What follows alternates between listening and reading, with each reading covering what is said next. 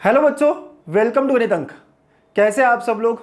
I am sure बहुत अच्छा effort दे रहे हो, बहुत अच्छी पढ़ाई कर रहे हो, है ना। कुछ गलतियां भी कर रहे हो लेकिन इंप्रूव भी करना है, राइट। तो इस दौरान हमें एक क्वेश्चन जो सबको है कि एक्यूरेसी और कैसी बढ़ाई जाए, खुद की मिस्टेक्स को और कम कैसे किया जाए ताकि हमारा मॉक टेस्ट में स्कोर और इम्प्रूव हो, हम हमारे स्कोर की तरफ, हमारे ड्रीम स्कोर की तरफ बढ़े।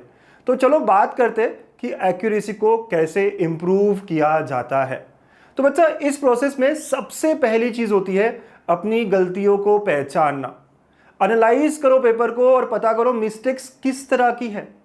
क्या आप कॉन्सेप्ट में गलती कर रहे हो, लगाना था ये फॉर्मूला, लगाया ये फॉर्मूला, तो हमेशा एरर क्या हमारा कॉन्सेप्चुअल एरर है, राइट। या फिर मैं कुछ सर प्लस माइनस में, मल्टीप्लाई डिवाइड में, यूनिट्स में, मतलब कैलकुलेशन में एरर करता हूं जिसका हम सिली एरर कहते हैं, सिली मिस्टेक कहते हैं, इस तरह की एरर हो रही है। या फिर बहुत कम टाइम बचता है, टाइम का बहुत मुझे मुश्किल जाता है, टाइम रश की वजह से मैं क्वेश्चन नहीं रीड कर पाता ढंग से, तो टाइम रश होने के कारण मेरी गलतियां बहुत हो जाती है। फास्ट करने के चक्करों में मैं गलतियां बहुत करता हूं। तो अब से जब भी आप कोई टेस्ट दोगे तो अपने गलतियों को इन 3 कैटेगरी में बांट लेना: कॉन्सेप्चुअल एरर, कैलकुलेशन एरर या टाइम रश के कारण एरर, राइट। इनमें से ही कोई गलतियां है जो हर कोई कर रहा होगा, ठीक है। तो आप अगर पता कर लो, कोई भी पेपर देने के बाद में एनालाइज कर लो कि आपकी गलतियां कहाँ कहाँ हो रही है, तो उसके बाद इंप्रूवमेंट उसमें की जा सकती है। तो first thing is always know what are your mistakes, है ना, अच्छे से, ठीक है। तो नेक्स्ट पेपर से ये करोगे ना कि अपनी गलतियों को पता करोगे। और अगर आपका कैलकुलेशन एरर हो रहा है तो यार ये सबसे इजीली हम लोग इंप्रूव कर सकते हैं यहाँ पर, राइट। कैलकुलेशन एरर कहाँ हो रहा है? जैसे बहुत बार हम डिटर्मिनेंट सॉल्व करते हैं और वो प्लस का माइनस या एडिशन सब्ट्रैक्शन फास्ट करने के चक्करों में गलती कर देते हैं। कुछ कट करना था, हमने कुछ गलत तरीके से अप्रॉक्स कर लिया, यूनिट्स ठीक नहीं किए। ऐसी चीज़ों को रीचेक करने से, जब एग्जाम दे रहा हूँ तभी मैं डिटर्मिनेंट को जब भी सॉल्व करता हूँ एक और बार देख लेता हूँ, क्योंकि मुझे पता है मैं बार बार यही मिस्टेक कर रहा हूँ, राइट। जब भी कैलकुलेशन की बात आती है मैं हमेशा एक बार फिर चेक कर लेता हूँ, 10 सेकेंड और दे देता हूँ। तो रीचेक करना, वो सारी स्टेप्स को फिर से एक बार थरोली देख लेना, राइट। उससे हमारे कैलकुलेशन एरर्स तो कम हो जाएंगे, बिल्कुल। तो ये एक पहला टाइप का जो एरर है, इस पे अगले टेस्ट से ही इंप्रूवमेंट देखी जा सकती है, राइट। नेक्स्ट, अगर टाइम रश की वजह से एरर हो रहा होगा तो यार अपने पेपर को सॉल्व करने की स्ट्रैटेजी बदलनी पड़ेगी। हमेशा सबसे पहले वो सवाल करने हैं जो इजी लग रहे हैं या जिन्हें देखा हुआ है, टफ है लेकिन फैमिलियर है। हमेशा जब भी मैं क्वेश्चन कर रहा हूं सारे क्वेश्चन को लाइन से नहीं करना है, जो आसान लग रहे हैं या इनके तरह क्वेश्चन मैं करके आया हूं, फैमिलियर क्वेश्चन, इन्हीं को सबसे पहले करूंगा। उसके बाद नेक्स्ट में मैं मॉडरेट करूंगा और अगर टाइम बचता है तो मैं थर्ड स्टेप पर जाऊंगा जो कि डिफिकल्ट क्वेश्चंस की तरफ ट्राई करना।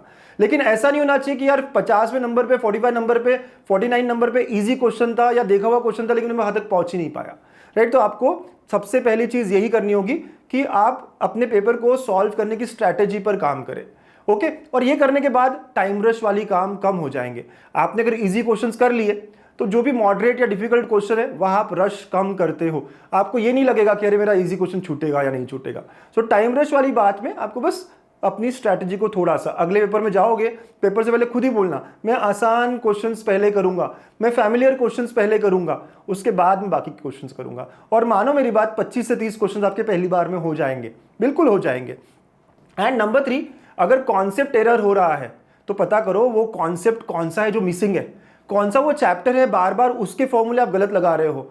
आइडेंटिफाई दैट चैप्टर, उस पर और काम करो, उस चैप्टर के नोट्स पढ़ो, उनके और पीवाईक्यूज सॉल्व करो 1 आध साल के, और फिर चैप्टर टेस्ट दो, राइट। कुछ चैप्टर्स होते हैं जैसे वेक्टर्स में हमेशा गलती कर रहा हूँ सर, लॉजिक में हमेशा गलती कर रहा हूँ सर, लाइन एंड प्लेन में प्लेन वाले पार्ट पे हमेशा गलती कर रहा हूँ सर, इंटीग्रेशन थोड़ा गलत ही हो रहा है सर। तो जो भी आपका होगा पर्टिकुलर टॉपिक, पर्टिकुलर पॉइंट, उस पर आपको और एफर्ट देना पड़ेगा और मेहनत करनी पड़ेगी, चैप्टर टेस्ट देना पड़ेगा ताकि अगली मॉक टेस्ट में आप वो मिस्टेक्स कम करो।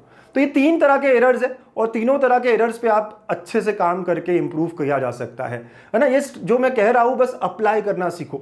और एक और बात, जब भी हम ऑब्जेक्टिव करते हैं, जब भी ये एग्जाम्स होती है एमएसटी, सीईटी, जेईई मेंस, इस तरह की, यहाँ पर हम ऑप्शन एलिमिनेट करना सीखिए।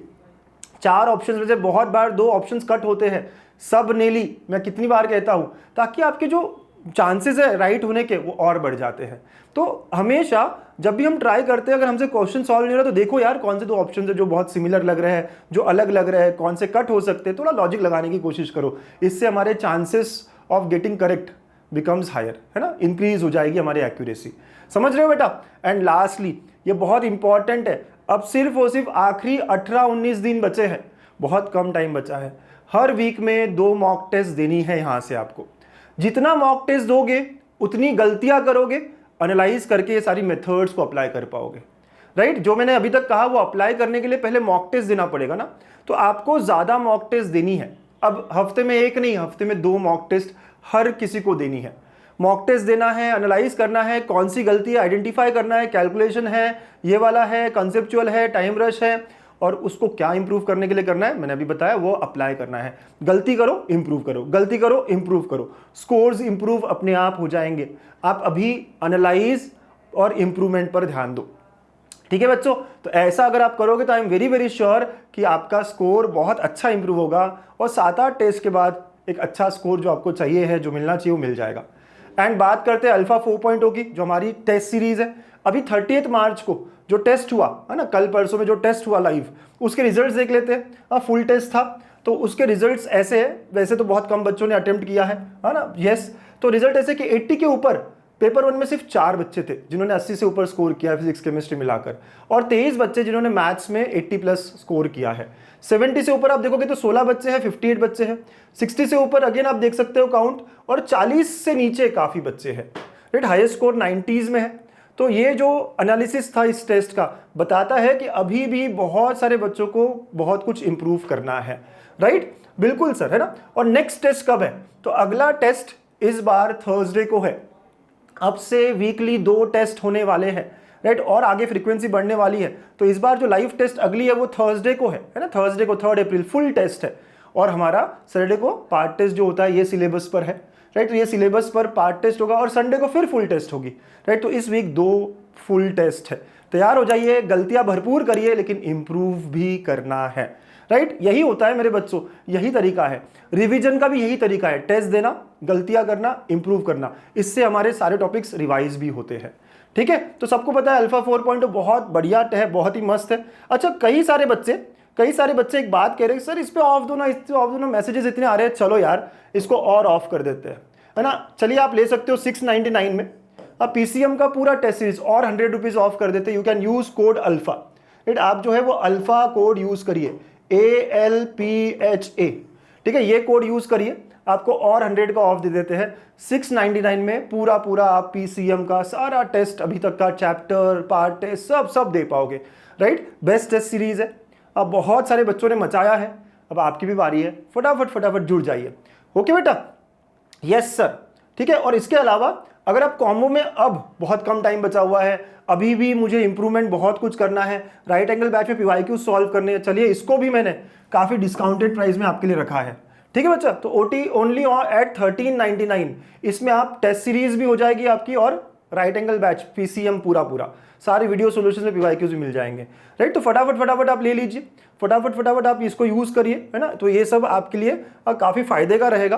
बस कुछ ही दिन बचे हैं, पॉजिटिवली काम करते रहिए, क्योंकि MHTCT 2025 में फोड़ना है, मचाना है, करके दिखाना है। ऑल द वेरी बेस्ट बच्चों।